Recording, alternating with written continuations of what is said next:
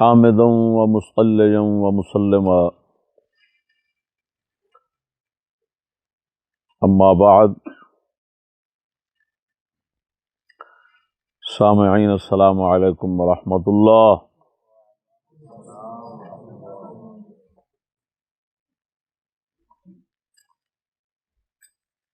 بندہ ناچیز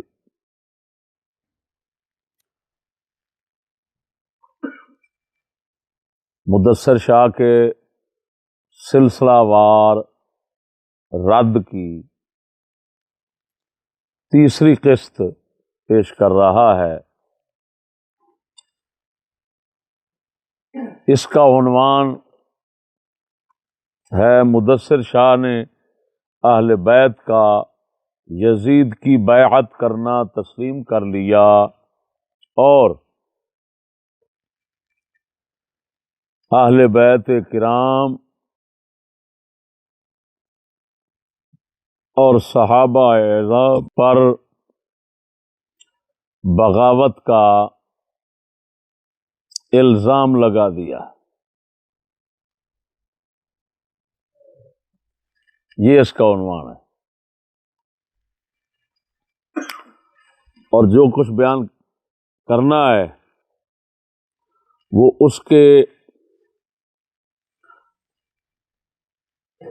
اس بیان پر تبصرہ اور شرح ہے جو اس کا بیان اس کی دوسری قسط میں آیا ہے، جس کا عنوان ہے کیا واقعہ کربلا خطائے اجتہادی کا نتیجہ تھا۔ 30 منٹ کا اس کا بیان ہے۔ اس بیان پر ہم نے مکمل تو بیان پر تبصرہ پیش نہیں کرنا، اس کے کچھ حصے پر، کیونکہ ہمارے پاس ایک تو اتنا وقت نہیں ہے کہ اس کی فضولیات میں مصروف رہ کر اپنا جو ہے وہ وقت ضائع کریں اور مصروف رہیں، مشغول رہیں، تو اور دوسری طرف یہ ہے کہ ہمارا یہ بیان آخری ہوگا، اس کے بعد ہمیں اس پر کوئی تبصرہ اور اس کے متعلق کوئی بیان دینے کی حاجت نہیں رہے گی۔ جو کچھ ہم پیش کر رہے ہیں یہ سنیے، پہلے اس کا اپنا کلپ یہ محفوظ ہے، وہ آپ دیکھیں، سنیں اپنے کانوں سے، اور پھر ہمارا تبصرہ جو ہے اس کو سماعت کریں۔ اس کا جواب بھی یہی ہے کہ جب سید الشہداء امام حسین رضی اللہ تعالیٰ عنہ لڑے تو دوسرے لوگوں نے رخصت پر عمل کیا اور امام عالی مقام نے عزیمت پر عمل کیا۔ اگرچہ رخصت پر عمل کرنے کی اجازت تھی، اور جب دوسرے صحابہ کرام اور ان کی اولادیں علیہم الرضوان لڑے تو اہل بیت کرام نے رخصت پر عمل کیا اور صحابہ کرام نے عزیمت پر عمل کیا، حالانکہ انہیں بھی رخصت کی اجازت تھی، اور اہل بیت کرام علیہم الرضوان عزیمت کے قابل نہ تھے، کیونکہ کچھ عرصہ پہلے وہ قربانیاں دے چکے تھے، اور حضرت عبداللہ ابن عمر رضی اللہ تعالیٰ عنہما تھے، وہ بھی بغاوت سے روک رہے تھے، وہ بھی اسی رخصت پر عمل کر رہے تھے جیسے رخصت پر عمل کرنے والے حضرات امام حسین رضی اللہ تعالیٰ عنہ کو روکتے رہے۔ یزید کو حضرت عبداللہ ابن عمر رضی اللہ تعالیٰ عنہما اتنا ہی امیر مانتے تھے جتنا امام زین العابدین رضی اللہ تعالیٰ عنہ فتنہ کے سبب امیر مانتے تھے۔ اب میں اس کی جو عبارت ہے منہ کی وہ پڑھ رہا ہوں، میرے پاس وہ محفوظ لکھی ہوئی ہے لفظ بلفظ۔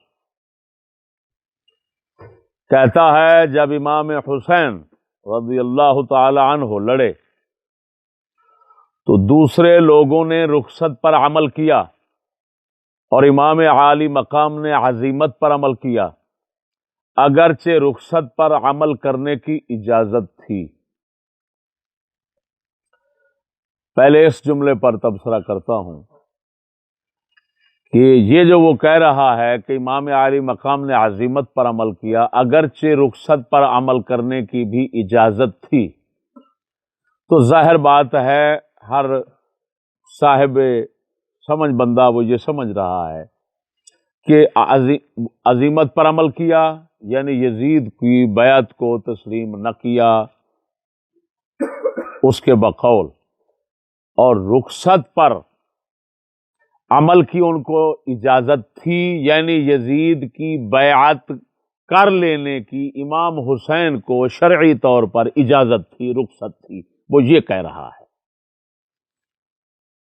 امام حسین کو شرعی طور پر یزید کی بیعت کر لینے کی اجازت تھی، شرعاً اس میں کوئی قباحت نہیں تھی، رخصت تھی، لیکن آپ نے اس کو چھوڑ کر عزیمت پر عمل کیا۔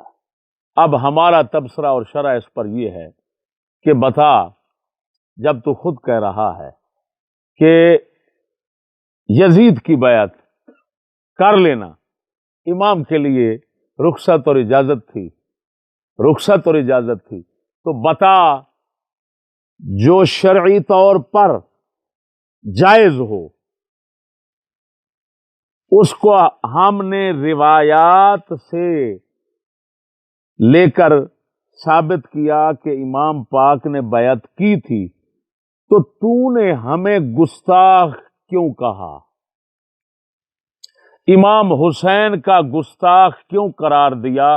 کیا جو کام شرعی طور پر جائز اور صحیح ہو اس کے کرنے کو اگر کسی امام کی طرف منسوب کیا جائے تو وہ گستاخی بھی بنتا ہے؟ بے شرم، کچھ تو شرم کر۔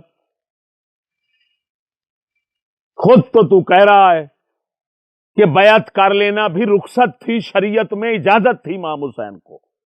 جب اجازت تھی تو طوفان کیوں کھڑا کر رکھا ہے بدتمیز؟ ہم پر الزامات کس چیز کے ہیں پھر؟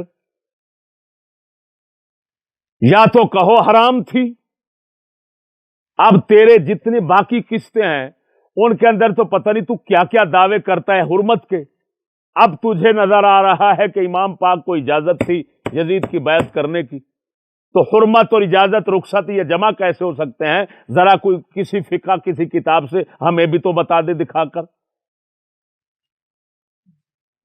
معلوم ہوا تو وہ شخص ہے کہ تجھے کوئی پتہ نہیں چلتا کہ تیرے سر شریف سے کیا نکل رہا ہے، اور تیرے جیسے لا علم کا حال ایسے ہی ہونا چاہیے کہ اس کو کوئی تمیز نہیں کہ میں منہ سے کیا بول رہا ہوں۔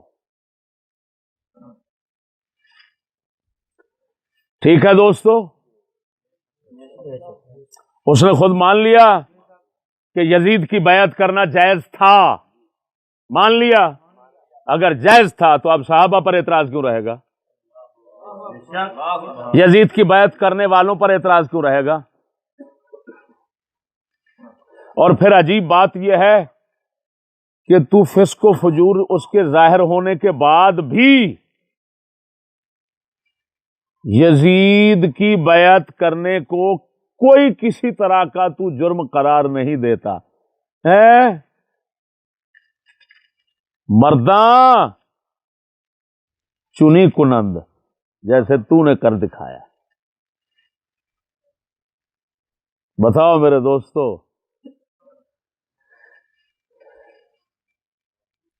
اگلی بات سنو۔ اور جب دوسرے صحابہ کرام اور ان کی اولادیں علیہم الرضوان لڑیں تو اہل بیت کرام نے رخصت پر عمل کیا اور صحابہ کرام نے عزیمت پر عمل کیا۔ یہ لفظ بار پھر پڑھتا ہوں، یہ جو میں نے مدثر شاہ نے اہل بیت کا یزید کی بیعت کرنا تسلیم کر لیا، یہ میں نے عنوان ڈالا ہے، اس کے اس عبارت سے نکالا ہے، اس کی اس عبارت سے یہ لفظ ہے اس کیا؟ جب دوسرے صحابہ کرام اور ان کی اولادیں علیہم الرضوان لڑیں تو اہل بیت کرام نے رخصت پر عمل کیا، اہل بیت کرام نے رخصت پر عمل کیا، یعنی جنگ حرہ کی طرف اشارہ ہے، جنگ حرہ کی بات کر رہا ہے، مدینے والی جنگ۔ اس کے اندر وہ یہ کہہ رہا ہے کہ صحابہ کرام نے اس جنگ کے موقع پر عزیمت پر عمل کیا اور اہل بیت نے رخصت پر عمل کیا۔ یعنی کیا مطلب؟ اہل بیت نے یزید کی بیعت توڑی بھی نہیں اور جنگ میں شریک بھی نہیں ہوئے، رخصت پر عمل کیا، رخصت پر عمل کیا، بیعت کر لی بیعت کی ہوئی تھی اس کو توڑا بھی نہیں اور جنگ میں صحابہ کے ساتھ شریک نہیں ہوئے. یہ وہ کہہ رہا ہے. کیوں نہیں ہوئے؟ رخصت پر عمل کیا، صحابہ نے عزیمت پر عمل کیا. اب ایمان سے بتانا، یزید کی تمام اہل بیت، یہ لفظ اہل بیت ہے، کسی کو اسے مستثنا نہیں کیا، یہ لفظ اہل بیت بول رہا ہے. تمام اہل بیت یعنی عبد المطلب رضی اللہ تعالی عنہ کی تمام اولاد جو ہے ان کے متعلق کہہ رہا ہے، ان سب حضرات نے یزید کی بیعت نہیں توڑی، یزید کی بیعت نہیں توڑی، جنگ میں شریک نہیں ہوئے، رخصت پر عمل کیا، رخصت پر عمل کیا. وہ بیعت کرنا اہل بیت کا یزید کی ثابت ہو گیا، اس کے منہ سے نکل آیا ہے. اس کو کہتے ہیں مدعی لاکھ پہ بھاری ہے گواہی تیری، اس کو کہتے ہیں. کیوں شاہ؟ اب کیا بنا؟ اب کیا بنا؟ اب اہل بیت نے یزید کی بیعت کر لی.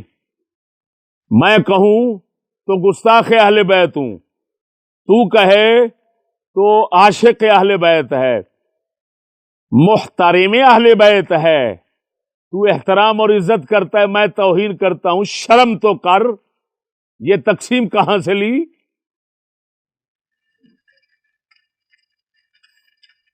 ان ہے الا قسمت ضیزا.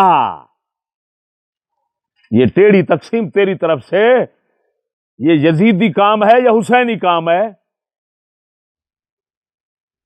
بتا، امام حسین ایسی ٹیڑھی تقسیم کرتے تھے کیا؟ معاذ اللہ. تو نے کیوں کی؟ اب اگلی بات سنو. اس نے اہل بیت کی توہین کی ہے اس جملے میں، جس طرح کے اوپر کے جملے میں صحابہ کی توہین کی ہے. کیونکہ رخصت کا مطلب یہ ہے کہ جان بچاتے ہوئے ان لوگوں نے دین کو روڑ دیا. انہوں نے کہا جان بچا لو، خیر ہے، دین جاتا ہے تو جانے دو. یہ اس کا مطلب ہے. تو اب بتاؤ، اہل بیت کو کہنا کہ جان کے ڈر سے ہے، اہل بیت کو کہنا جان کے ڈر سے. پہلے صحابہ کو کہہ چکا، اب اہل بیت کو کہہ رہا ہے جان کے ڈر سے دین انہوں نے ہلاک کر دیا. میں اب پوچھتا ہوں، بتا ظالم، اہل بیت بھی ڈرو تیرے بقول، صحابہ بھی ڈرو تیرے بقول، معاذ اللہ. اب پیچھے بتا بچا کیا؟ یعنی نعوذ باللہ امت رسول اس دور کی، اور وہ بھی حضور کے زمانے کے قریب والے لوگ اور حضور کے قرب، حضور کے فیض پانے والے لوگ جو ہیں، وہ سب کے سب معاذ اللہ تمہارے نزدیک ڈرو ہیں. تو بتا پھر امت میں بہادری کس طبقے میں آئے گی؟ اور ظالم، اگر ڈرو ثابت کرنا کسی کو،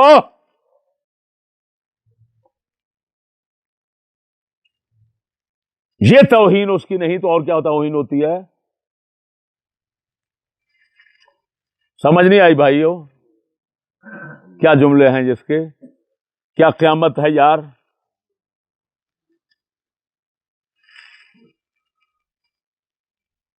اب کیا ہے؟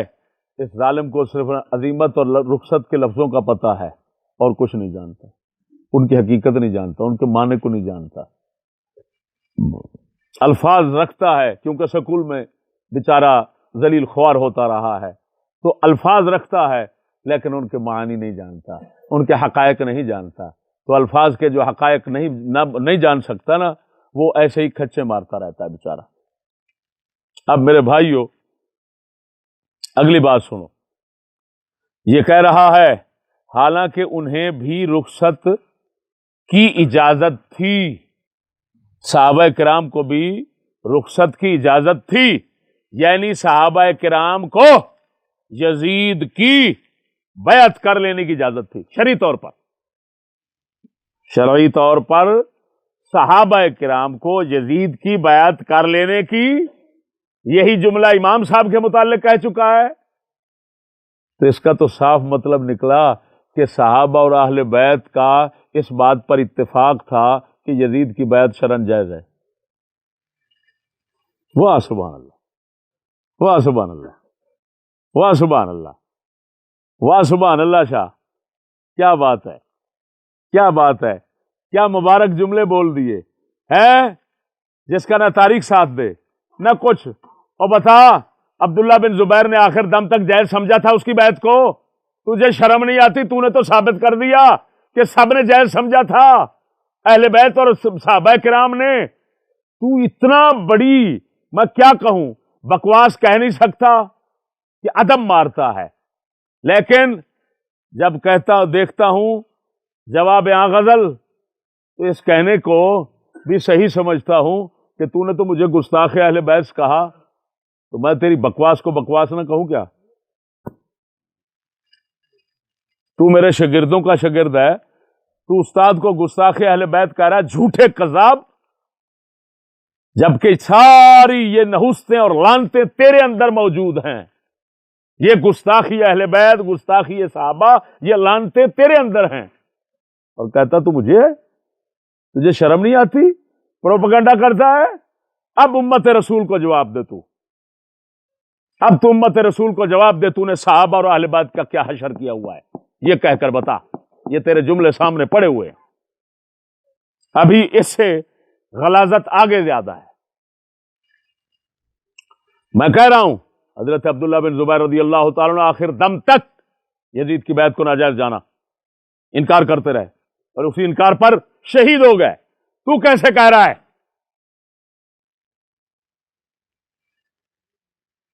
عجیب بات ہے، ایک بندہ آخری دم تک، ایک بندہ آخری دم تک اڑتا ہے، آخری دم تک اڑتا ہے، اس کو قدرت ہے اور ساری جماعت کو نہیں ہے، اس کو طاقت ہے، ساری جماعت کو نہیں، نہ صحابہ اور یہ سارے کے سارے علی پاک کی اولاد، علی پاک کی اولاد، ان کے اندر طاقت نہیں، شیر خدا کی اولاد میں طاقت نہیں، عبداللہ بن زبیر میں طاقت ہے۔ جواب دے اس کا، تو نے اہل بیت کو کیا ثابت کیا؟ ڈرو ثابت کیا، صحابہ کو ڈرو ثابت کیا، سب کا توا تو نے لگا دیا ظالم۔ اور حضرت عبداللہ بن زبیر اکیلے ہو کر اڑے ہوئے ہیں، اکیلے۔ اور پھر عجیب بات ہے، قدرت نے ان کا ایسا ساتھ بھی دیا کہ ان کی حکومت بھی بنی، وہ امیر المومنین بنے، عبداللہ بن زبیر کو کامیابی ملی، عبداللہ بن زبیر نے خلافت، نظام خلافت قائم کیا۔ جی، یہ تاریخ کے وہ الفاظ ہیں جو انمٹ الفاظ ہیں، جن کو کوئی مٹا نہیں سکتا، جن کے ساتھ کوئی اختلاف نہیں رکھ سکتا۔ یہ سب باتیں ان کی اسناد صحیحہ کے ساتھ ثابت ہیں۔ دیکھنا کوئی چاہے تو ان کے حالات طبقات ابن سعد میں دیکھیں۔ اگلی بات سنو، اور آگے کہتا ہے، اور اہل بیت علیہم الرضوان عزیمت کے قابل نہ تھے۔ اللہ اکبر، کیا بات ہے، کیا بات ہے، اہل بیت علیہم الرضوان نہ تھے۔ واہ بھائی واہ، واہ بھائی واہ۔ میں پوچھتا ہوں کیوں قابل ہی نہ تھے؟ عزیمت پر عمل کے قابل ہی نہ تھے؟ پہلے قابل تھے؟ کتنے افراد تھے کہ وہ قابل تھے؟ تو بدھو شاہ بتا تو صحیح، کتنے افراد تھے پہلے؟ 72 تن تھے، ایسے ہے۔ اب میں گنواؤں کہ اہل بیت اس وقت کتنے تھے جب جنگ حرہ ہوئی ہے؟ اگر 72 سے زیادہ کہیں ہوں، عبد المطلب کی اولاد اس وقت کتنا کثرت کے ساتھ مدینہ شریف میں موجود تھی؟ عبداللہ بن جعفر کی اولاد بتاؤ کتنے تھی؟ مولا علی کے بھائیوں کی اولاد کتنی تھی؟ یہ سارے شہید ہو چکے تھے، ختم ہو چکے تھے اس وقت۔ کیا اب بتا 72 تن میں وہ بھی تو بیبیاں پاکاں مستورات حرم پاک بھی تو تھے نا، نوجوان کتنے تھے ان کے ساتھ بتا؟ ادھر اگر 17 نوجوان ہوں، کوئی بچے ہیں، حضرت عبداللہ جن کو علی اصغر کہا جاتا ہے ان کی طرح کوئی بچے ہیں، تو اس وقت تو وہ قابل عظیمت ہیں، اور مدینے میں وہ ہے سفر، بات سمجھنا، وہ ہے سفر، گھر سے باہر ہیں، بے یار و مددگار ہیں، ادھر ادھر سے کوئی نہیں ہے، چٹھیال میدان ہے کربلا کا، ادھر گھر میں ہے، 4 دیواری بھی ہے، ایسے اسباب معاش بھی مہیا ہیں، سب کچھ ہے، ہتھیار بھی ہیں، پھر دوسری طرف مدینے کے لوگ سینکڑوں کی تعداد میں وہ تلواریں لے کر جنگ کر رہے ہیں، ہزاروں کی تعداد میں جنگ کر رہے ہیں، وہ جنگ کر رہے ہیں، ایمان سے بتانا اب عظیمت پر عمل کرنے کے قابل تھے یا اس وقت عظیمت پر عمل کرنے کے قابل تھے؟ ڈڈھل شاہ بتا مجھے، تمہارا ضمیر کیا کہتا ہے؟ اوے بتاؤ یار، بولو۔ کوئی بدھو سے بدھو بندہ بھی یہ نہیں کہے گا اس وقت عظیمت کے قابل تھے، اب نہیں ہے۔ جب طاقت میں ہے، ساتھی ہزاروں ہیں تو قابل نہیں ہے، اور جب تنہا ہیں اس وقت قابل ہیں۔ واہ سمجھدانی تیری، تو میں نے ٹھیک کہا تھا پچھلی قسط میں کہ دوائیں کوٹ کر دماغ کشتے کھانے سے مضبوط نہیں ہوتا، عقل عطا نہیں ہوتی، اللہ تعالی کی طرف سے عطا ہوتی ہے۔ تو یہی سمجھتا رہا ہے کہ دوائیں کوٹ کر زیادہ سے زیادہ کشتے کھاؤں گا، ویٹ بڑھے گا، ممبر پر بیٹھوں گا، پھر جب کہوں بولوں گا تو عقل کی باتیں نکالوں گا، اور اپنی بھی نفی کروں گا، اور پچھلے بزرگوں کو بھی نفی کروں گا، نہ اپنا پھکا چھوڑوں گا نہ دوسروں کا پھکا چھوڑوں گا۔ اس کو کہتے ہیں عقل۔ ہائے ہائے ہائے، دوائیوں سے عقل ہو تو ایسے ہی آتی ہے، شرم نہیں آتی؟ میں نے تجھے کتنا معافی دے رکھی تھی، لیکن تو اس قابل ہی نہیں ہے، تو عزت کو ہمیشہ ذلت کے ساتھ پیش آتا ہے۔ تیرا نفس باہلی ہے، نسب تیرا بہت اعلیٰ ہے، لیکن نفس تیرا باہلی ہے۔ اب میرے بھائیوں سمجھ لیا، اس کا ہر جملہ ایمان سے بتانا انتہائی گمراہی اور غلط ہے یا نہیں ہے؟ نہ صحابہ کو چھوڑ رہا ہے، نہ اہل بیت کو چھوڑ رہا ہے، خلاف حقیقت سارا بول رہا ہے، توہین کیے جا رہا ہے۔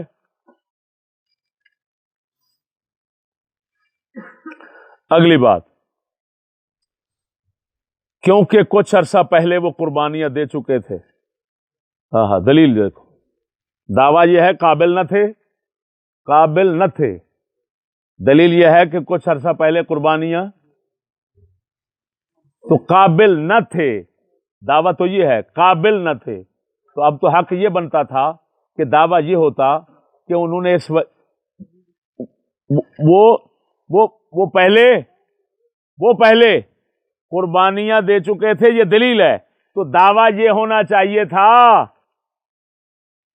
کہ ان کو ضرورت ہی نہ تھی، قربانی دینے کی ضرورت نہ تھی۔ کیوں؟ وہ پہلے دے چکے تھے، تو کہتا قابل نہ تھے۔ میری بات نہیں سمجھا میں کیا کہہ رہا ہوں؟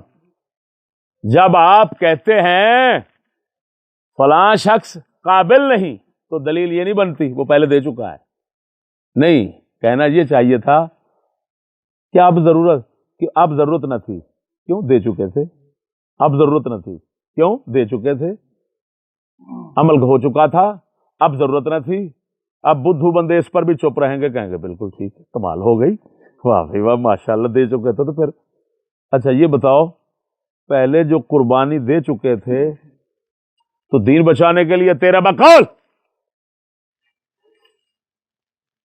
تو کہہ چکا ہے میری کتاب بیعت یزید میں جب میں نے لکھا یہ اجتہادی مسئلہ ہے، یہ کہنا کہ دین رڑ رہا تھا، دین برباد ہو رہا تھا، امام حسین نے بچا لیا، اگر اپنا بچاتے تو دین برباد ہو جاتا، میں نے کہا اس میں صحابہ کے کردار کی نفی ہے، یہ بکواس ہے، بکواس۔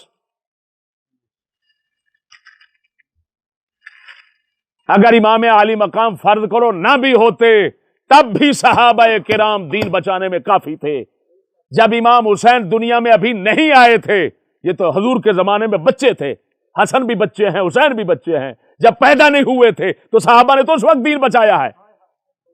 شرم نہیں آتی اور ڈنگر شاہ تیری کیا کیا بات کروں میں؟ وہ ظالموں اور امت رسول کو تباہ کرنے والوں، تمہارے جیسے اگر دوست ہو تو تمہارے ہوتے ہوئے دشمنوں کی ضرورت نہیں ہے۔ او ظالموں، امت رسول کے دشمنوں، رسول کے دشمنوں، اسلام کے دشمنوں، وہ دوستوں کے تمہارے ہوتے ہوئے دشمنوں کی ضرورت نہیں ہے۔ کیسے عجیب مانوی قتل کر رہے ہو جس کو بدھو قوم سمجھتی ہے تیرا کارنامہ ہے۔ اب مجھے بتاؤ، ادھر دیکھو، جب کوئی شخص کسی چیز کو بچانے کے لیے نکلتا ہے، کیا بچانے کے لیے نکلتا ہے، وہ قربان ہو جاتا ہے، کیا چیز بچی نہیں، وہ قربان ہو گیا، چیز ابھی بچی نہیں، وہ قربان ہو گیا، چیز بچی، تو کیا پچھلوں کا یہ حق بنتا ہے کہ اس کا بچانا چھوڑ دیں؟ میں کیا کہہ رہا ہوں، بولتے ہو کہ نہیں؟ پچھلوں کا کیا حق بنتا ہے کہ آخری قطرہ خون کا اور آخری سر اس کے مقصد کو بچانے کے لیے قربان ہو، تب ہی کامیابی ہوگی اور تب ہی اس کی روح خوش ہوگی۔ یہ کیسی عجیب بات ہے کہ امام عالی مقام رضی اللہ تعالیٰ عنہ دین بچانے کے لیے گئے، آپ شہید ہو گئے، یزید تو نہیں بدلا، دین بچانے کا کام تو ابھی نہیں ہوا، جب نہیں ہوا تو اہل بیت نے بیعت کیوں کر لی؟ ان کا تو فرض بنتا تھا کہ دین بچانے کے لیے باپ کی طرح یہ بھی آخری شخص تک قربان ہو جاتے۔ کیا کہا میں نے؟ وہ بولو تو صحیح یار۔ میرے خیال میں کسی کی قربانی کو برباد کرنے کے لیے اتنا کافی ہے کہ وہ تو قربان ہو جائے اور پچھلے قربانی کی بجائے جس کو وہ بچانا چاہتا ہے اس کو قربان کر دیں۔ یار پتہ نہیں یہ دنیا کو کیا ہو گیا یار، کوئی سمجھ نہیں ہے دنیا کو، سمجھ کیا رہا ہے؟ یہودیت کی پڑھائی، یہودیت کا نظام، ملا ہے، ہر کسی کے سر پہ تو بھوت سوار ہے، پلیتی ہے، نجاست ہے، غلاظت ہے ذہنوں میں، سمجھ کیا ہے؟ یہ کیسی عجیب بات ہے کہ امام اب تو فرض بنتا تھا کہ یار ہم بچانے گئے تھے دین، ہمارا بابا دین میں قربان ہو گیا لیکن دین پھر بھی نہیں بچ سکا، اب تو ہم زور لگائیں گے کہ ہمارا فرض بن گیا کہ ہم باپ کا بدلہ بھی لیں اور دین کا بدلہ بھی لیں۔ تو اب تو اہل بیت پر زیادہ فرض تھا کہ وہ قربانی دیتے۔ یہ عجیب بات ہے، وہ قابل نہ تھے، وہ قابل نہ تھے، عزیمت پر عمل کرنے کے قابل نہ تھے۔ یہ کیا جملے ہیں بھائی؟ اور سونا بدھو، ہمارا ایمان کیا ہے؟ اہل بیت کے در کا کتا، وہ بھی آخری سانس میں، کتے سے مراد کیا ہے؟ ان کے در کا ادنا سا ہمارے جیسا غلام، وہ بھی اللہ کے فضل سے آخری دم تک عزیمت پر عمل کرنے کے قابل بھی ہوتا ہے اور کرتا بھی ہے۔ ایمان سے بتانا، کیا ممتاز قادری نے عزیمت پر عمل نہیں کیا ہے؟ وہ بولو ہے۔ تو امام زین العابدین اور اہل بیت مولا علی کی ساری اولاد وہ یزید کی بیعت کر کے کھڑی ہو گئی، تو خود کہہ رہا ہے سب بیعت کر لی، سب نے رخصت پر عمل کی، عزیمت کے قابل نہ تھے، اور ممتاز قادری اکیلا عظیمت کے قابل ہے اتنا بڑے ایٹم بموں کے مقابلے میں؟ ایٹم بموں کے مقابلے میں ایمان سے بتانا، ایٹم بموں کے مقابلے میں ایک شخص کیا حیثیت رکھتا ہے؟ یہ عظیمت پر عمل کرنے کے قابل ہے؟ امام زین العابدین کی تلوار نہیں تھی؟ شرم کرو، شرم کرو، حرام حرام حرام ہے تم پر علم میں کلام کرنا، دین میں کلام کرنا۔ تمہارے جیسے لوگ جو ممبروں پر امت کو تباہ کرتے ہیں، حرام ہے ان کا ممبر پر بیٹھنا، یہ ریڑھی لگا کر کام کیا کریں۔ تجھے پتہ نہیں کس نے اس قوم کو شامت نے آ لیا کہ مسجد تیرے ساتھ بنا دی اور تو جا کر ممبر پہ بیٹھ گیا۔ ان کا حق بنتا تھا کہ اگر مسجد بنا لی تھی تو کم از کم اس مسجد کے ممبر پر بیٹھنے کے لیے تو کوئی بندہ ڈھونڈ لیتے۔ تو ان کی نمازیں برباد کر رہا ہے، تو کالا خضاب لگاتا ہے، اور اعلیٰ حضرت فرماتے ہیں کالا خضاب لگانے والے کے پیچھے نماز حرام ہے، واجب الادا ہے، جتنی پڑھ چکے ہیں دوبارہ لوٹائیں۔ تو نے تو ان کا بیڑا غرق کر دیا مسجد والوں کا، اب پتہ نہیں کتنے عرصے سے نماز پڑھا رہا ہے، ساری نمازیں وہ دوبارہ پڑھیں گے۔ یہ انہی کا فتویٰ ہے جن کو تو خود کہتا ہے مجدد اہل سنت، امام اہل سنت، سارا کچھ کہہ کر پھر ان کی مخالفت کرتا ہے۔ تو رضوی کیسے رہا؟ تجھے شرم نہیں آتی؟ مجھے تو اور کوئی فکر نہیں ہے، ان لوگوں کی نماز کا فکر ہے، ان کا کیا بنے گا؟ تو نے تو برباد کر دی نمازیں، اور کیوں لگاتا ہے؟ کیوں لگاتا ہے بتا؟ اپنے تکبر کو قائم رکھنے کے لیے؟ لوگوں کی نمازوں کو بیڑا غرق کر رہا ہے تو اپنی جوانی دکھانے کے لیے؟ کون سی مجبوری تیرے پاس پڑی ہے؟ کس مجبوری نے تجھے مجبور کر دیا ہے؟ اپنی عیاشی کے لیے تو صرف اعلیٰ حضرت کی تمام مخالفت کر کے، تمام فتوے کو ایک طرف رکھ کے لوگوں کی نمازوں کو برباد کرنے کے لیے لگا ہوا ہے۔ یہ قیامت کے روز تیرا گریبان پکڑیں گے، کیا کریں گے کہ تو ہماری نمازوں کو تباہ کرتا رہا ہے۔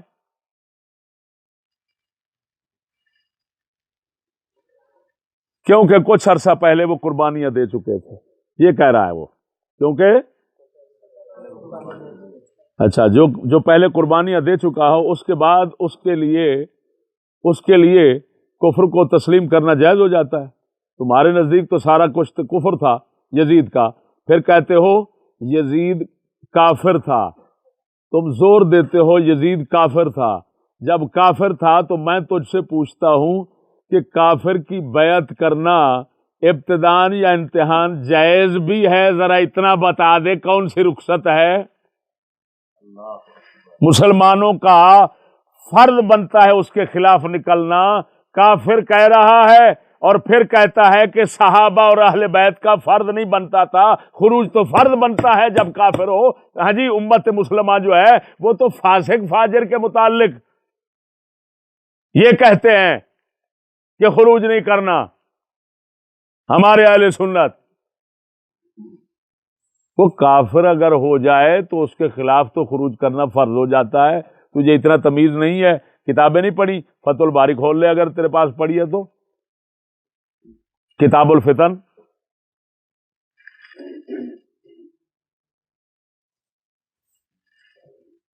تو عجیب بات ہوئی کہ تو نے کہہ دیا وہ قربانیاں دے چکے تھے بعد۔ اچھا خیر، اب قربانیاں دے چکے تھے، ایمان سے بتانا مسلمانوں۔ اچھا قربانیاں دے چکے تھے، اس کا مطلب ہے جو ایک مرتبہ قربانی دے چکے، چاہے مقصد پورا ہو یا نہ ہو، کامیابی ہو نہ ہو، پھر اس کو قربانی دینے کے قریب نہیں آنا چاہیے۔ ہائے ہائے ہائے ہائے ہائے۔ میں پوچھتا ہوں کیا رسول اکرم صلی اللہ علیہ وسلم نے بھی کبھی ایسا کیا کہ میرے صحابہ تم نے قربانیاں دے دی ہیں، اب آنے کی ضرورت نہیں ہے؟ یہ تو ایسے ہے جو ایک شخص کہے نماز پڑھ لی، اب اگلی پڑھنے کی حاجت نہیں، کیونکہ پڑھ چکے ہیں۔ ہے روزہ رکھنے کی ضرورت نہیں، کیوں؟ رکھ چکے ہیں۔ سبحان اللہ سبحان اللہ۔ وہ ایمان سے بتانا، صدیق اکبر فاروق اعظم، صحابہ کرام، ان کے بیٹے، کس وہ سارے کے سارے دین پر قربان ہونے کا جذبہ رکھتے تھے کہ یا یہ کہتے تھے کہ ایک اچھا بھائی قربان ہو گیا بس ہمارا اب تعلق نہیں کا ختم، قربانی دے چکے بس، او اٹھو ابھی دین پورا، دین نہیں آیا، دین نہیں آیا، نہ آئے، قربانی دے چکے ہیں بات۔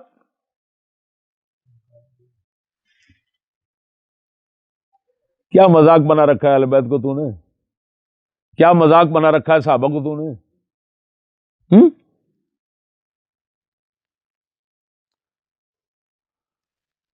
اور جوش پیدا کر اپنے اندر بولنے کا۔ تو نے میٹرک کو کافی سمجھا تھا ہے؟ عمر کے پاس ادھر شرح جامی کے 2 لفظ پڑھے، وہ بھی الٹے سیدھے، وہ بیچارہ روتا ہے، کہتا ہے وہ ایسا میں پڑھاتا تھا، یہ الٹا ایسا پڑھتا تھا۔ جس کو جامی جو ہے وہ میرے شاگرد کے پاس پڑھنے کی جو ہے نا وہ کوئی تمیز نہیں ہے اور اس کے اندر سلیقہ ہی نہیں ہے جامی پڑھنے کا، ایسے بیچارہ اٹھا کر بیٹھ گیا ہے، اس کا یہ حال ہے کہ اتنے باریک مسائل میں کلام کر رہا ہے کہ جس کو میں کہتا ہوں ایمان سے کہ یوں سمجھو ان مسائل میں پڑھنا ایسے ہے جیسے پل صراط پہ چلنا۔ بدھو بندہ تو جیسے زبان کھولے گا کھول لے گا۔ ہمارے نزدیک کیونکہ ایک طرف صحابہ ہیں، ایک طرف اہل بیت ہے، ایک طرف دین ہے،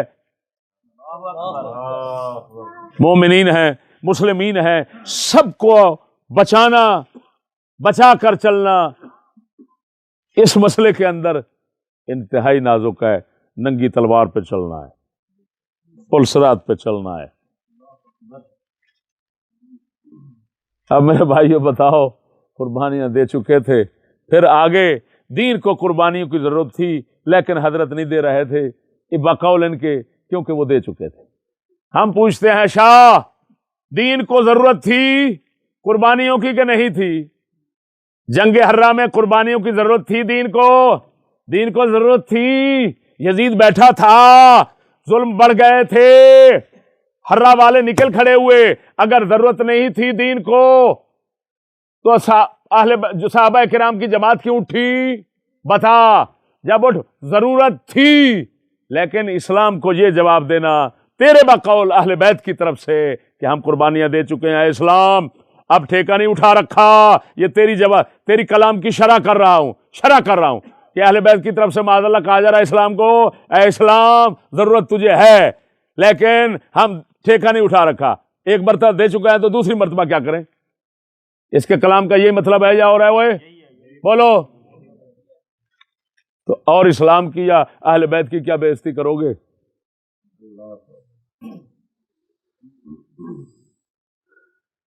بے قدراں دی یاری نالوں فیض کسے نہ پایا۔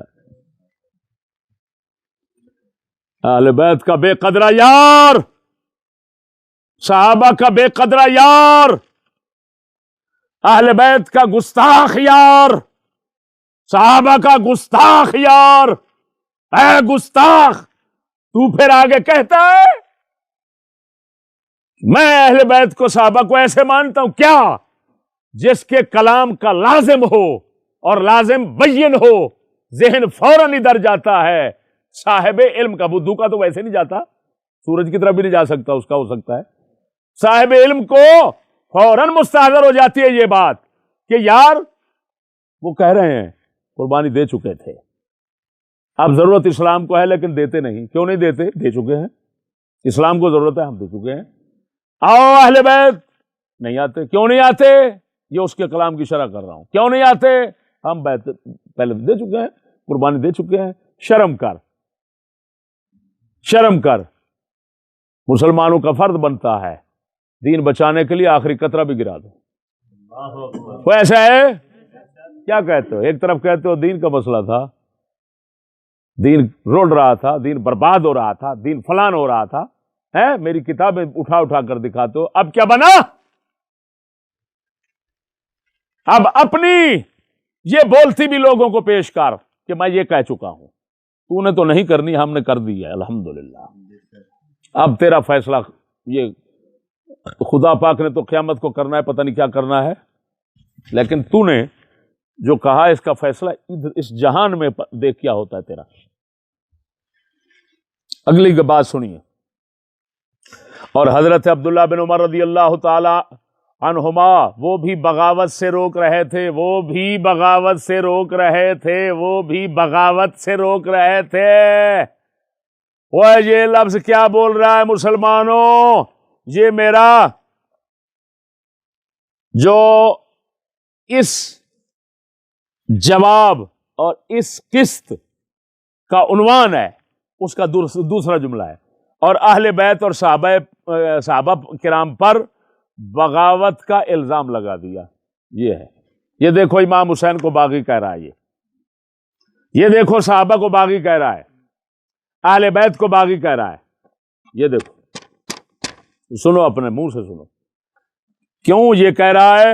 عبداللہ بن عمر وہ بھی بغاوت سے روک رہے تھے، اس کا مطلب یہ ہے کہ دوسرے بغاوت کر رہے تھے، عبداللہ بن عمر روک رہے تھے۔ تو یہی کہہ رہا ہے، اور کیا کہہ رہا ہے؟ تو اے ظالم، اے گستاخ، ہم نے یہ تحریر نیٹ پہ چڑھائی ہوئی ہے اپنے موقف کی، اس کے اندر ہم نے 4 نمبر پہ لکھا امام پاک کو باغی کہنا درست نہیں ہے۔ ہم باغی کہنا درست نہیں سمجھتے، تو امام پاک سمیت تمام صحابہ سمیت تمام اہل بیت کو باغی کہہ رہا ہے۔ اب بتا، تو باغی کہنے والا، تو با ادب ہے، ہم گستاخ ہیں۔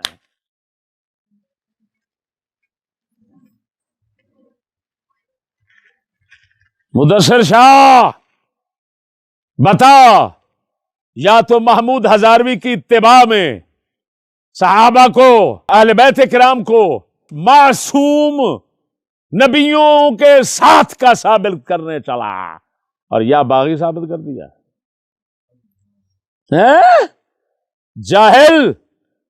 جاہل کی بزرگ فرماتے ہیں، جاہل کا فساد اس کی اصلاح سے ہمیشہ زیادہ ہوتا ہے۔ تو امت کی اصلاح کرنے نکلا تھا، تیرا فساد بڑھ گیا۔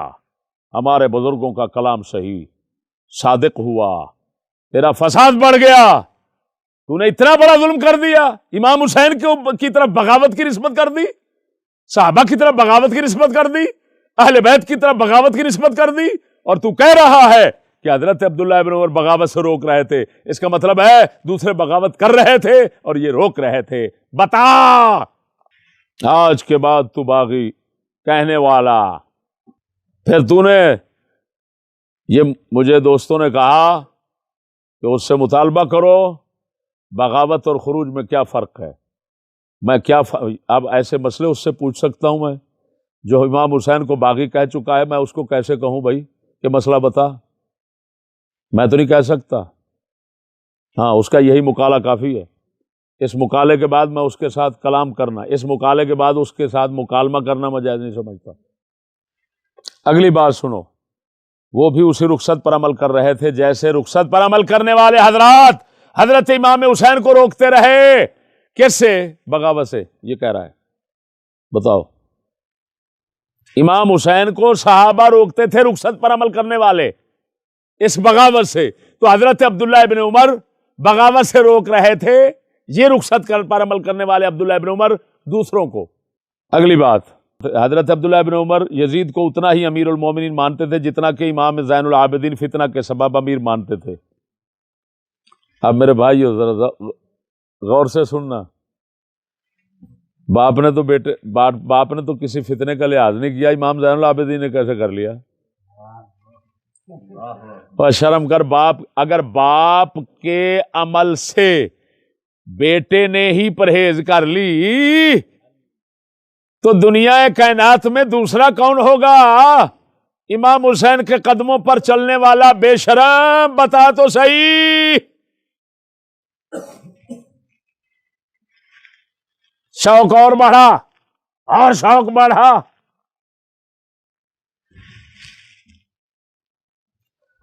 خدا کرے تیری بولتی میں دن بدن اضافہ ہو، ہماری دعا ہے، تاکہ تیرے منہ سے ایسی گمراہیاں اور نکلتی رہیں اور تیرا حشر ہو جائے، کیونکہ تو نے وہ ظالم شخص ہے کہ تو نے مجھے اپنے علاقے میں اور دنیا میں گستاخ اہل بیت ثابت کرنے کی کوشش کی ہے، مردود۔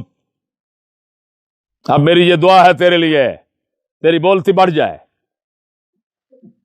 ایسی گستاخیاں جس طرح کے اندھی گستاخیاں تیری اہل بیت اور صحابہ کے متعلق منہ سے نکلی ہیں یہ اور بڑھ جائیں، ہماری یہ دعا ہے۔ ورنہ چڑھا بیان کہ میں نے ظلم زیادتی کی، میں جاہل شخص تھا، میں نے چشتی صاحب کا جو ہے وہ مقابلہ ناجائز کیا ہے، وہ حق پر تھے، میں رجوع کرتا ہوں، چڑھا، پھر میں اپنے یہ بیانات بھی واپس لے لوں گا، میں بیانات واپس لے لوں گا اگر تو واپس لے گا اپنے بیانات کو، یہ کہہ کر، یہ نہیں کہ چلو میں واپس لیتا ہوں، نہیں، فرض ہے تیرا، تو غلط ہے، گمراہ ہے، بد دین ہے، اہل بیت کا گستاخ ہے، صحابہ کا گستاخ ہے، تیرا فرض بنتا ہے تو کہے میں نے ظلم زیادتی کی ہے اہل بیت کے ساتھ بھی صحابہ کے ساتھ بھی، مجھے بولنے کا حق نہیں تھا، آج کے بعد میں منبر پر نہیں بیٹھوں گا، میں توبہ کرتا ہوں، تیرا حرام ہے بیان کرنا، تیرا صرف فرض بنتا ہے دوائیاں کوٹتا رہے، اور وہ بھی لوگوں پر رحم کر کے۔ ظلم کرنا یزید کا کام ہے، حسین کا نہیں ہے، جو تو چھرے پھیرتا ہے۔ آج مجھے یہ دلدار صاحب ہیں، گجر صاحب، اس کے پاٹھا کے، وہ کہتے ہیں اقبال بھائی میرے دوائی لینے گئے، میں نے بھیجا تھا اس کو، دوائی لینے گئے تو واپس آئے تو کہنے لگے سنیارے حکیم کے پاس بھیج دیا ہے۔ کیا مطلب؟ سونے کا مول لیتا، دوائی دینی ہو تو سونے کا مول لیتا ہے۔ خدا کا خوف کر، کل کے خدا پر ظلم کرتا ہے۔ یہ حسین کا کام نہیں ہے، یزید کا کام ہے۔ ہم ٹھیک موڑ والے سے دوائی لیتے ہیں، وہ بھی تو دوائی حکیم صاحب دیتے ہیں نا، 500-600 میں دوائی دیتے ہیں، اور تیرا کوئی نسخہ جو ہے وہ 10-10 ہزار سے کم نہیں ہوتا۔ دوائی جب دیکھتے ہیں تو تیری 200 کی ہوتی ہے، بازار سے 200 کی لاتا ہے، ادھر 10,000 کی بیچتا ہے۔ تجھے خدا کا خوف کرنے کا امام حسین نے سبق نہیں دیا؟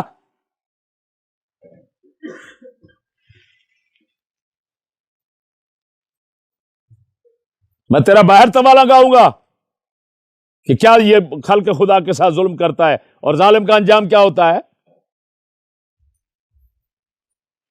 اور پھر تذلیل کرتا ہے انسانیت کی۔ آج ہی مجھے شکایت کر کے کہ بٹھا کر کہتے ہیں مار دیتا ہے۔ 1 منٹ، نایاب شاہ صاحب گواہ ہیں، 1 منٹ اوپر ہو جائے، 1 منٹ صرف وقت دیتا ہے، 1 منٹ اوپر ہو جائے تو کہتا ہے بھاگ جاؤ واپس۔ ایمان سے کہتا ہوں، مشاہدہ کر چکے ہیں۔ نایاب شاہ صاحب بیچارے کو سید زادے ہیں، شرم نہیں آتی تجھے؟ ہم اہل بیت کے گستاخ ہے، تو بات اب ہے، ذلیل کر کے سید زادوں کو بھیجتا ہے، ساری دیہڑی بٹھا کر 1 منٹ چلے گئے، کسی کو ساری دیہڑی بٹھاتا ہے پھر بھگا دیتا ہے، اور 1 منٹ لیٹ چلے گئے۔ جمیل صاحب، ہمارا جمیل صاحب سلطان کے والے، ایمان سے کہتے ہیں استاد جی میں نے سفارش بھی کی، اتنا بددید بندہ، میں نے سفارش کی، وہ چلے گئے، 1 منٹ لیٹ ہو گیا، دوائی نہیں دی۔ وہ بلے بلے بلے بلے بلے، اس کو کیا کہنا چاہیے بھائی؟ نیو خان ٹائم ہے نا، 1 منٹ لیٹ نہیں ہوتا۔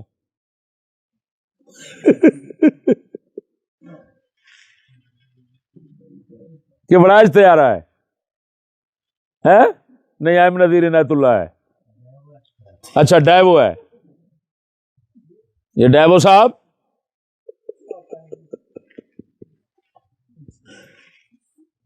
خدا کا خوف کر کے۔ اب میرے بھائیو ادھر دیکھو، عبداللہ ابن عمر کو کہہ رہے یزید کو اتنا ہی امیر المومنین مانتے تھے جتنا کہ امام زین العابدین فتنہ کے سبب امیر مانتے تھے۔ اس سے کہو بخاری کی روایت تو پڑھ کر دکھاؤ ذرا، جس میں حضرت عبداللہ ابن عمر کا بیان ہے اپنا، اور وہ حدیث اس موقع پر پڑھتے ہیں، وہ ذرا پڑھو تو صحیح، اس کے اندر کیا ہے کہ وہ فتنے کے ڈر سے ایسا کر رہے تھے۔ اور اس کی آخر میں ایک علمی قلعی کھولتا ہوں، کھول دوں بھائی، ادھر کتاب پڑھی ہوگی الاعتصام امام شاطبی کی، اس بیوقوف نے اس سے بیان کیا کہ کرہن کا لفظ آیا تو بعض علماء نے کہا کرہن حضرت عبداللہ ابن عمر نے ایسا کیا تھا، کرہن، ہاں جی، اس کا ترجمہ کرتا ہے جبرن۔ ہاں ہاں ہاں، سبحان اللہ، واہ سبحان اللہ، حضرت کو اتنا تمیز نہیں کہ کرہ اور اکراہ میں کیا فرق ہے۔ میں پوچھتا ہوں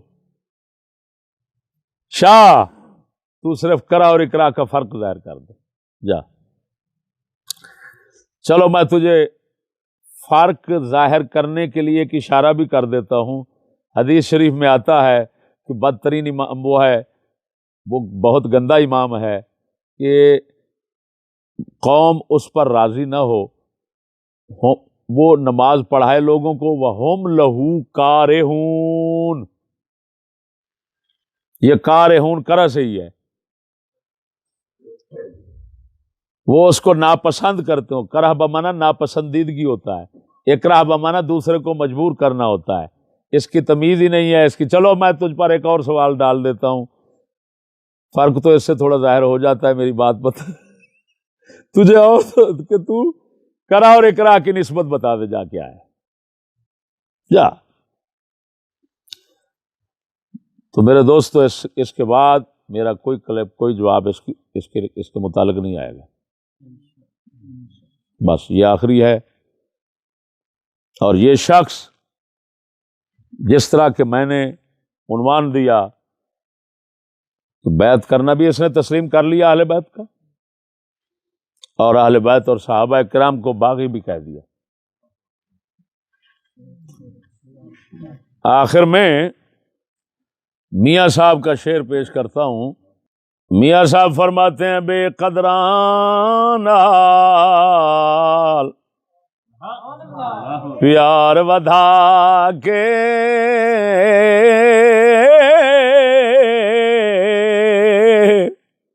دکھ اٹھایا بھارا،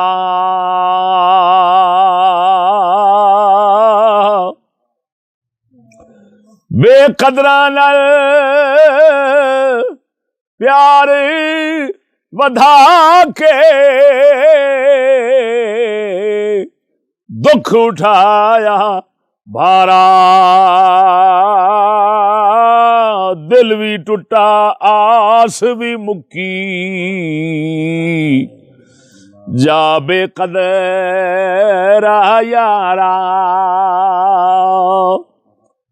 دل بھی ٹوٹا آس بھی مکی، جا بے قدر شاوا۔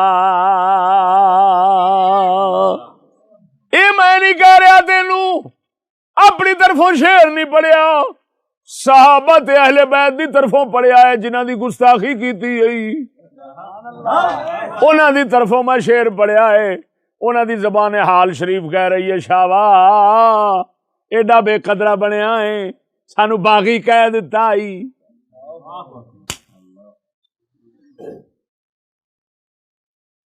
چشتی بیچارے دا پھر کی قصور ہے؟ اے ہوئی ہے وہ ساڈا بھی ادب رکھدا ہے تے اہل بیت دا بھی ادب رکھدا ہے۔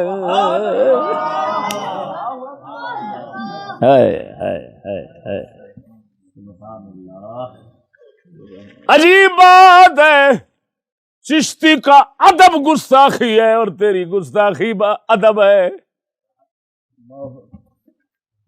واہ بھائی واہ، یہ دن بھی دیکھنے تھے۔ لیجئے میرے دوستو، مدثر شاہ کی خدمت اور اس کی دلالتوں، گمراہیوں، گستاخیوں کو ظاہر کرنے کے بعد اس کے مقتدا، پیشوا، امام، ایک امام، اس کے امام بہت ہے، عرفان شاہ اس کا امام ہے، لیکن اس کا ایک بڑا امام جو ہے نا، اس کا نام ہے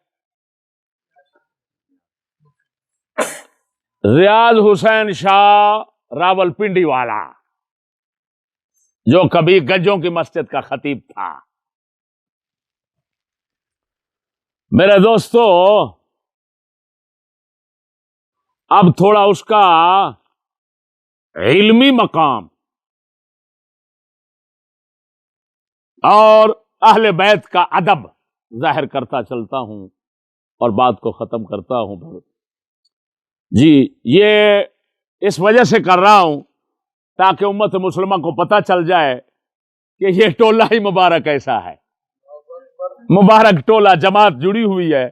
عرفان شاہ اور یہ مدثر شاہ اور جناب ریاض شاہ، ایک اور بزرگ ہے عبد القادر شاہ جی، اور یہ اس طرح کی مبارک جماعت جو ہے نا، جو اہل بیت اور صحابہ کو جناب دوستی کے روپ میں دشمن ملے ہوئے ہیں، ان کا تھوڑا تعارف ہو جائے پورا، اس وجہ سے عرض کرتا ہوں۔ اب ذرا حال دیکھیے گا، جماعت کے ایک شخص کا، عظیم شخص کا ذکر پہلے کر چکا ہوں، اب اعظم کا ذکر کرنا چاہتا ہوں۔ اب اعظم کا حال دیکھیے گا، ہاں جی، تو پھر سمجھ لینا باغ کے حال سے کہ بہار کیسی آئی ہے۔ ہاں ہاں ہاں ہاں ہاں، سبحان اللہ۔ لیجئے یہ کلپ بھی سنیے پہلے، یہ ہم کلپ پیش کر رہے ہیں ریاض شاہ پنڈی والے کا، یہ کلپ ہے۔ یہ تھوڑا تعارف بھی کراؤں کہ یہ مفسر قرآن ہونے کا گمان بھی رکھتا ہے اور دعویٰ بھی کرتا ہے بیچارہ، اور اس نے ترجمہ بھی قرآن کا کیا ہوا ہے، وہ ترجمہ بھی بازار میں بک رہا ہے، لیکن ترجمہ کیسا ہے آپ کے اس بیان مبارک سے آپ کو سارا معلوم ہو جائے گا۔ یہ سنیے گا۔ وہ تو کرتا ہے۔ اللہ اکبر۔ ان یصلح بینہما صلحا والصلح خیر۔ اچھا ادھر دیکھو، صلح میں یہ بھی ضروری نہیں ہوتا کہ دل سے جو کنجوسی ہے وہ نکل جائے، جو دلوں کی حالت ہے وہ قیامت تک باقی رہتی ہے۔ آپ کہیں گے یہ کہاں سے کہہ دیا؟ قرآن کہتا ہے وَأُخْضِرَتِ الْأَنفُسُ الشُّحَّ۔ قرآن مجید کہتا ہے، اللہ اکبر۔ سنو نا بھائی، میں قرآن مجید سنا رہا ہوں، ابھی تو میں حضرت حسن المجتبیٰ کی صلح کی طرف آیا ہی نہیں ہوں، میں تو قرآن مجید سنا رہا ہوں۔ قرآن کہتا ہے وَأُخْضِرَتِ الْأَنفُسُ الشُّحَّ۔ شُخ، یہ شخ کیا چیز ہے؟ اللہ تعالیٰ نے فرمایا کہ نفسوں کے اندر شخ جو ہے وہ موجود ہے، شخ موجود ہے، شخ یعنی شیخ موجود ہے، ایک قدر شیخ ہے۔ یہ حافظ محمد قاسم، یہ شیخوں کا ذکر ہے، یہ شخ اور شیخ کا مادہ ایک ہی ہے۔ جو قوم بہت جوڑ کے پیسے رکھے نہ خرچ نہ کرتے، یہ تو سخی لوگ ہیں، بہت جوڑ کے رکھے خرچ نہ کرے، کنجوسی کے ساتھ ضبط ربط میں رکھے، وہ شیخ ہوتی ہے۔ اور جس وقت لڑائی ہو جائے، بچے لڑائی جو ہو گئی ہے، لڑائی جس وقت ہو جائے، اس نے خرچہ پانی بند کیا ہوا ہے، طلاق ہونے پہ نوبت آ گئی ہے، دو خاندان ڈی پارٹ ہو گئے ہیں، دو قبیلے جدا ہو گئے ہیں، دو فیملیز جدا ہو گئی ہیں۔ اب مولانا فتویٰ دیتے ہیں کہ دل میں شوق نہ ہو، وہ سونیا جس پر ظلم ہوا ہے اس کے دل کی کیفیت کو بدلا نہیں جا سکتا، جلال یزیدوں کے لیے محبت پیدا نہیں کی جا سکتی ہے۔ وَأُحْضِرَتِ الْأَنفُسُ۔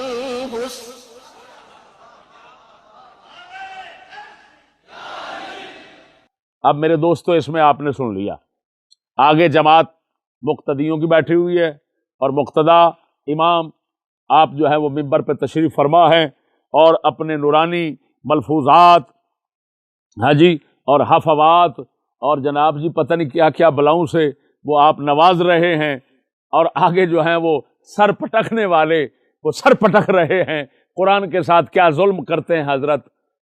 یہ ذرا سنیے میرے، دیکھو آپ کہہ رہے ہیں نا، آپ قرآن پڑھتے ہیں تو کہتے ہیں احضرت الانفس الشح۔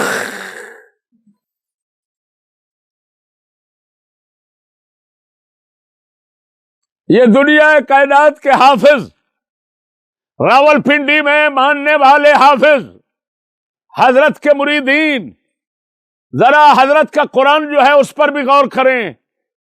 جو رسول اکرم نے قرآن دیا اس میں شح ہے، ہا کے ساتھ، حلوے والی ہا کے ساتھ شخ ہے، حضرت اس کو باہر باہر پڑھتے ہیں شخ خا کے ساتھ، پورا مخرج ظاہر کرتے ہیں، کمی نہیں چھوڑتے، کیونکہ آپ تجوید جانتے ہیں، صاحب تجوید بندے ہیں، تو تجوید جاننے والا شخص ظاہر بات ہے حرف کی ادائیگی کے اندر کمی نہیں چھوڑتا، تو آپ کمی نہیں چھوڑ رہے شخ۔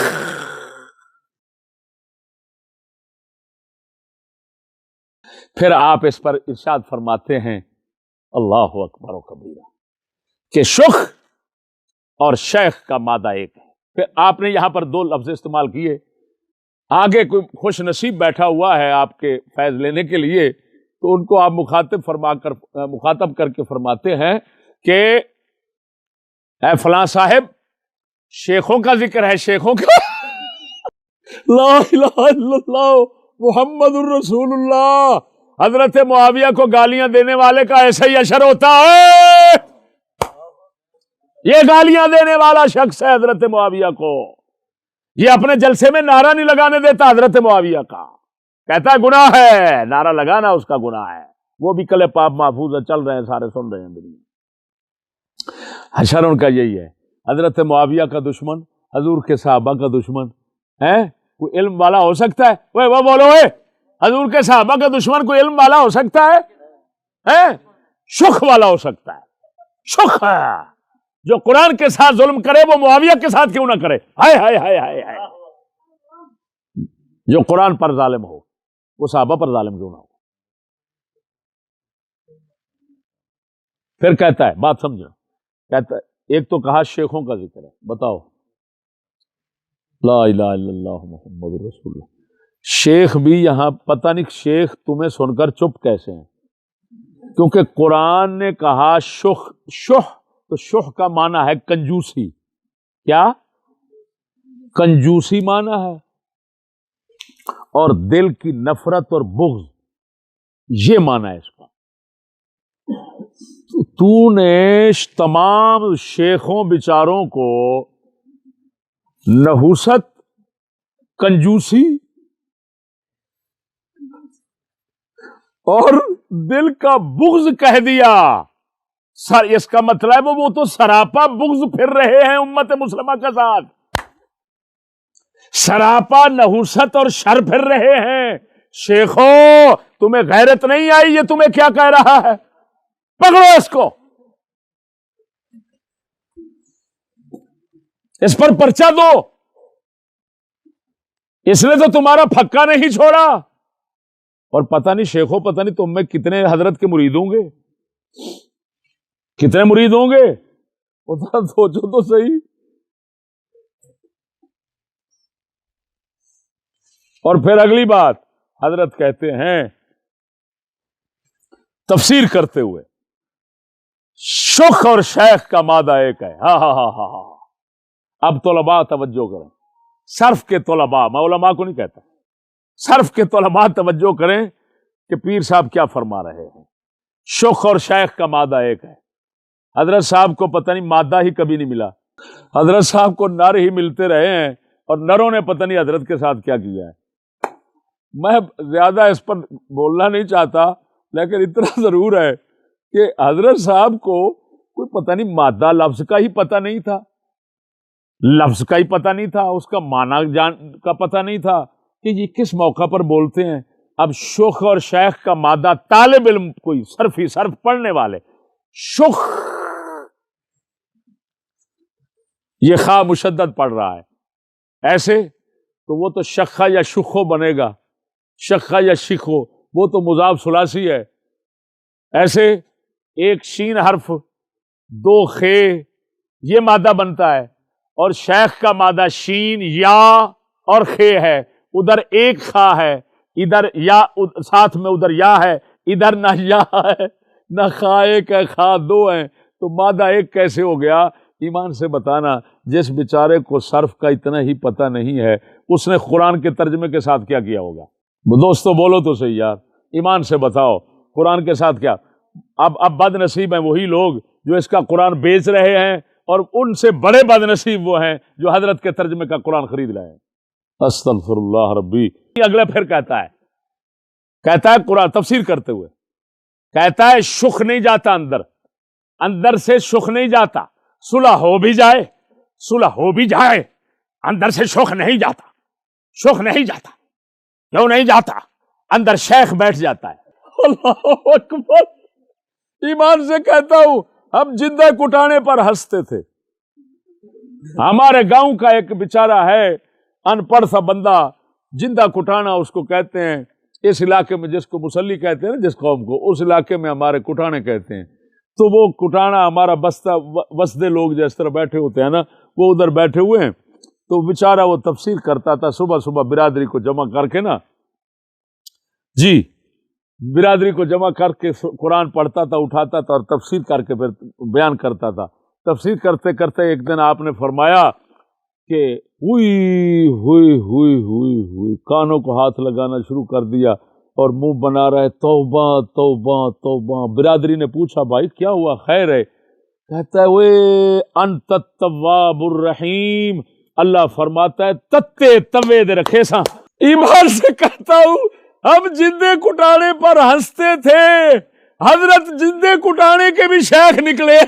ایک وید بخش کا باپ گزرا ہے، وید بخش ہمارے پاس تھا جتوئی کے علاقے کا، اس کا باپ وہ بھی تفسیر کرتا تھا، ہاں جی، تو اس کی تفسیروں کے جملے بھی جو ہیں وہ سننے کے قابل ہیں، ہاں جی۔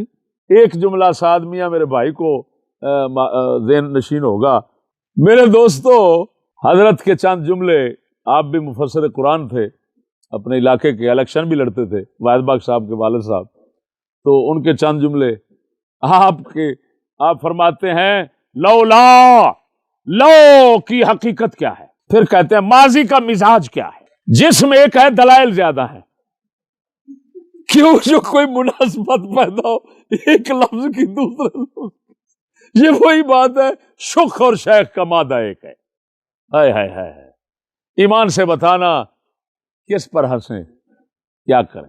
میرے دوستو، مفسر ریاض حسین شاہ صاحب کے ساتھ کے تفسیر کرنے والے دو تو بتا چکا ہوں، اب تیسرا سنیے، سلطان کے ہے یہاں پر ساتھ، ہمارے لاہور میں نا ادھر ضلع میں آتا ہے، سلطان کے گاؤں ہمارے بالکل ساتھ ہے، اس کے اندر ہمارے جمیل صاحب دوست رہتے ہیں، انہوں نے مجھے سنایا اور میرے بھائی صاحب نے بھی سنایا، ادھر ایک شخص رہتا ہے، اس نے آ کر کہا کہ بھائی پتہ ہے تمہیں قرآن میں آیا ہے خدا دو ہیں۔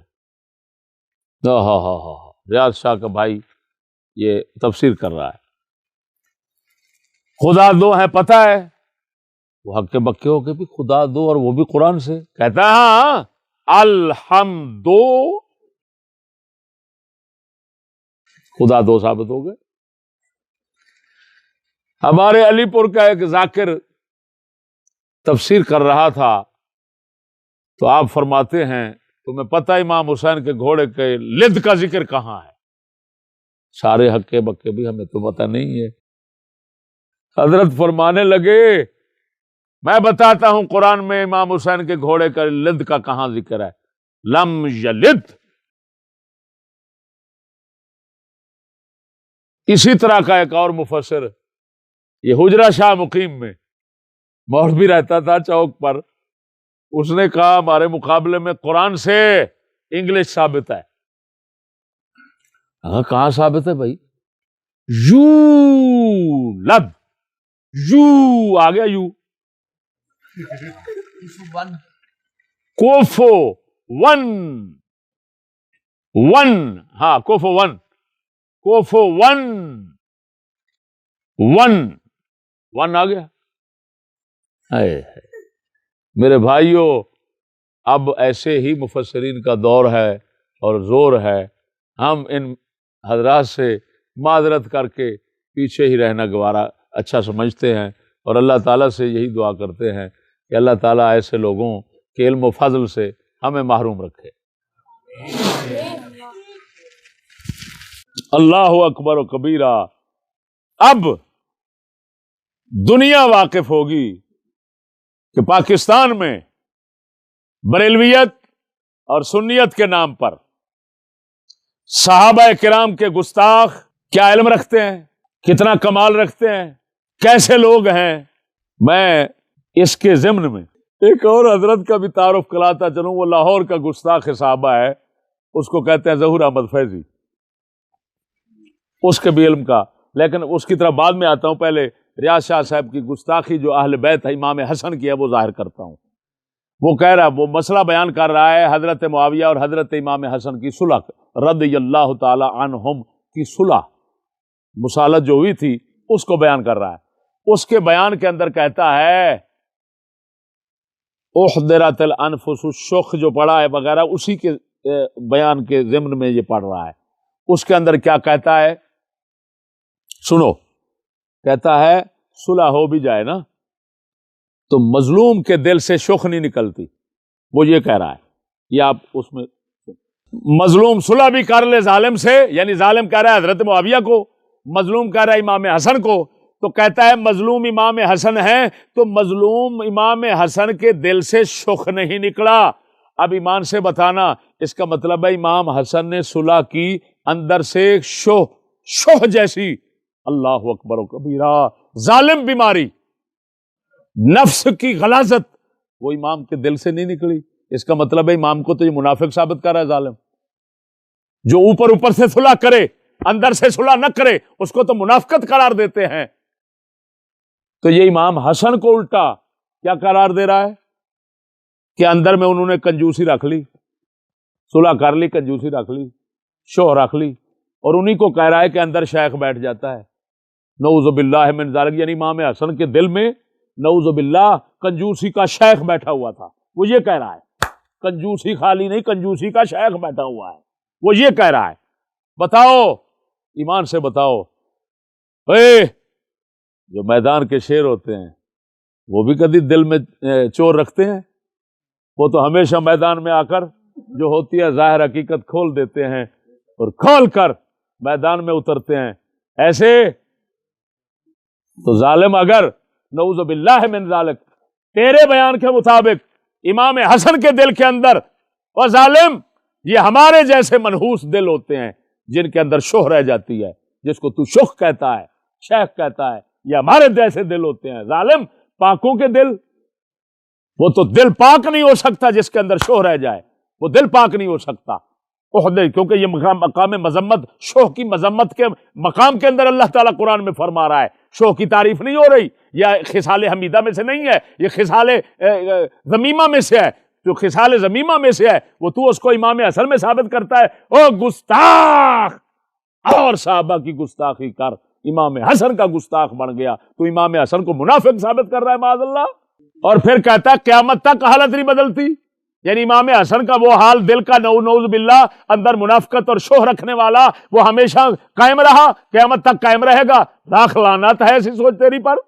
تو میرے دوستو، اللہ اکبر و کبیرہ، جب آپ فرما رہے ہیں، امام فرما رہے ہیں میں نے امت رسول کو بچاتے ہوئے صلح کی ہے، جب امت رسول کو بچانا ہے تو یہ شرعی امر ہے، جب شرعی امر ہے تو شرعی امر اندر آ گیا تو شوہ کیسے رہ گئی؟ بدتمیز، معلوم ہوا یہ پنڈی کی جماعت نہ صحابہ کی ہے نہ اہل بیت کی ہے، دونوں سے خالی ہے۔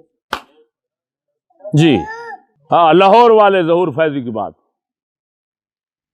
اس کا مبلغ علمی بھی دیکھ لو، اس کا میں نے مناظرہ دیکھا راشد رضوی اور اس دونوں کا، راشد رضویہ لاہور کا اور وہ ظہور فیضی، دونوں کا یہ مسئلے پر جو ہے وہ مناظرہ ہو رہا ہے۔ تو اس کے اندر ایک عبارت ہے میرے دوستو، اس کی سیر و اعلام النبلاء کی کتاب سامنے رکھی ہوئی ہے، کتاب سامنے رکھی ہوئی ہے، راشد رضوی پڑھتا ہے شیعیٌ جولیدہ، آگے اگلا صاحب، کیا بات ہے، دونوں میاں صاحب علم بیٹھے ہیں، سی گڑا رہے ہیں، علم کا پتہ نہ اس کو ہے نہ اس کو ہے، وہ کہتا ہے شیعیٌ جولیدہ، وہ شیعہ تھا، اس کو کوڑے لگائے، اور جبکہ اصل لفظ ہے شیعیٌ جلدٌ، جلد کا معنی ہوتا ہے مضبوط، وہ پکا شیعہ تھا، کتاب میں یہ لکھا ہوا ہے، حضرت ترجمہ پڑھ رہے جولے دا، اور اگلا مناظر جو ہے وہ بھی چپ ہے، کہتا ہے شیعی اور جولے دا، اب کیا بنے گا؟ اور تمہارا گڑا پڑے تو آنے تمہارے اوپر، وہ اسلام کو بچانے والے خدا را چھوڑ دو، اسلام تمہارے چھوڑنے سے بچ جائے گا۔ اگر تم اسلام کو اسی طرح گلے پڑے رہے پھر اسلام نہیں بچ سکتا۔ خدا را اسلام پر رحم کرو۔ ٹکر پانی کمانا ہے تو کوئی اور بھی طریقے ہیں، ہاں جی، بہت سارے طریقے ہیں، ہاں جی، بہت سارے طریقے ہیں، اور ان میں آپ کمال بھی رکھتے ہیں۔ تو مہربانی کر کے آپ انہی طریقوں سے اپنا معاش جو ہے وہ بنائیں، اسلام کے ساتھ ظلم کر کے معاش نہ بنائیں۔ یہ ظہور فیضی کا حال ہے، کتاب لکھ دی حضرت نے، اس نے اتنا نہیں کہا ہوا شیعی جلدن ہے لفظ تو جولے دا پڑھ رہا ہے، اور سمجھ آ گئی دوستو۔ اور آخر میں میں چیلنج کرتا ہوں ان سب سے کہ جاؤ، تو میں اپنے مدثر شاہ پر تو میں کچھ نہیں سوال کرتا، کیونکہ جو ہے اگرچہ وہ بیچارہ نازاں ہے اور گھمنڈ چکر میں ہے اپنے علم کے، اس پر نہیں کرتا میں، کیونکہ اس کے ساتھ میں، لیکن اب دوسروں کا حال ذرا دیکھنا چاہتا ہوں۔ میں سب کو چیلنج کرتا ہوں کہ اعلیٰ حضرت امام اہل سنت کا رسالہ ہے الجود الحلو، تو صرف اور صرف مجھے اتنا بتا دیں کہ آپ نے جو یقین بالمعنی الاخص، یقین بالمعنی الاعم، علم بالمعنی الاخص، علم بالمعنی الاعم، اکبر الراج وغیرہ کی اصطلاحات ذکر کی ہیں، ان کے درمیان کیا فرق ہے، اور اعلیٰ حضرت کا جو جملہ یہ رسالہ شریف، اس کے اندر جو ابتدائی جملے ہیں، ان پر ایک اشکال یہ وارد ہوتا ہے کہ آپ نے مجتہد کا لفظ استعمال فرمایا، تو اجتہاد ہمیشہ ظنی ہوتا ہے، تو آگے قطعی مسائل جو ہیں ان کا ترتب جو ہے اس پر کیسے ہوتا ہے، بس اتنا مجھے بتا دیں۔ آخر دعوانا الحمدللہ رب العالمین۔